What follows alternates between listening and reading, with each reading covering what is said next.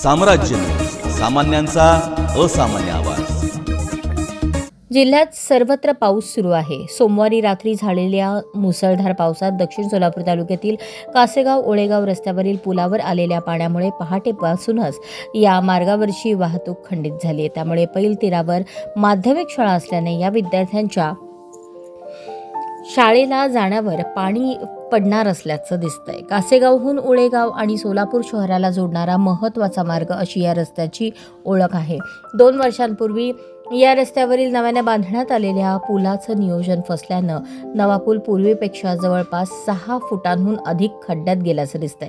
हल्ली थोडाही पाऊस झाला की पुलावर पाणी येतं, पण ही नेहमीचीच बाब बनली आहे। गतवर्षी पावसाळ्यात या पुलावर आलेल्या पाण्याच्या पुरात एक तरुण वाहून गेल्यानं त्याचं शव 3 दिवसानंतर हाती लागलं होतं। तेव्हा लोकप्रतिनिधींच्या आश्वासनाप्रमाणे कोटीच्या नव्या पुलाला मंजुरी दिल्याचं म्हटलं जाते, मात्र त्याच्या मुहूर्ताला अजूनही कासेगावकर ग्रामस्थ प्रतीक्षेत आहेत। हल्ली थोडाही पाऊस झाला की कासेगावच्या या बहुचर्चित पुलावर पाणी येऊन दिवसभराची वाहतूक विस्कळीत होते।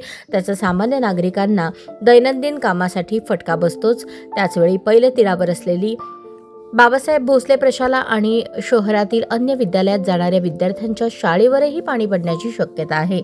या ग्रामस्थांना बिरोबा देवस्थान वस्ती गंगेवाडी दगडखाणी मार्गे सोलापूर तुळजापूर महामार्गाला यावं लागणार आहे।